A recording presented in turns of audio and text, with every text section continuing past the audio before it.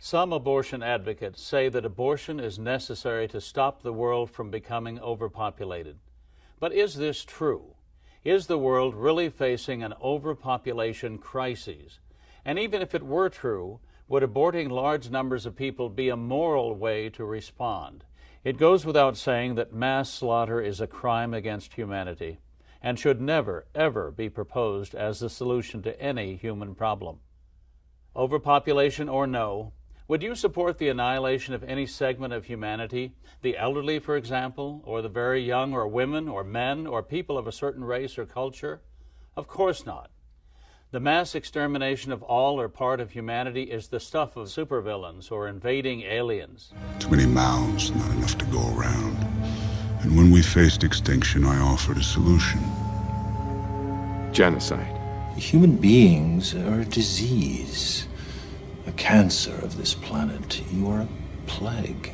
For optimal balance, however, there have been times when more radical solutions were required, when the population needed to be reduced rather drastically.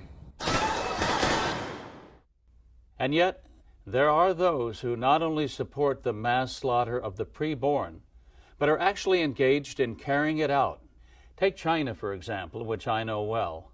The Chinese government brags that it has eliminated 400 million people from its population over the last 40 years.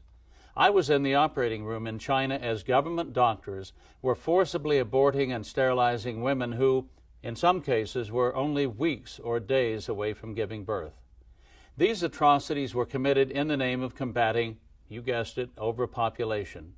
In many other developing countries, from India to Indonesia, tens of millions of unborn children have also been aborted in the name of population control. Many of them were little girls.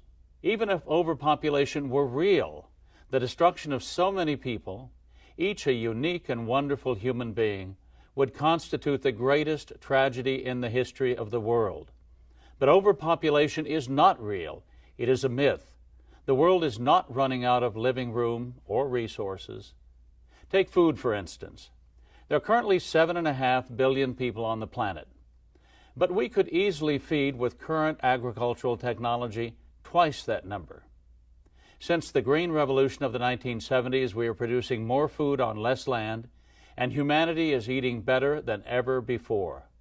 Are there still hungry people? Of course there are. But this is not because there is a global shortage of food, but because of corrupt governments, poor distribution systems, and ongoing wars and civil unrest.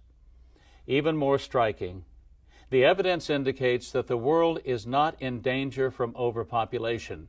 It's in danger from underpopulation. Around the world, birth rates have fallen. Workforces are shrinking, while the numbers of the elderly are dramatically increasing. This is a recipe for economic stagnation in countries like Japan. Japan is in the grip of a long-running demographic recession. The answer to the world's population problem is not aborting babies. It's having babies. David Brooks has written in the New York Times that for decades people took dynamism and economic growth for granted and saw population growth as a problem.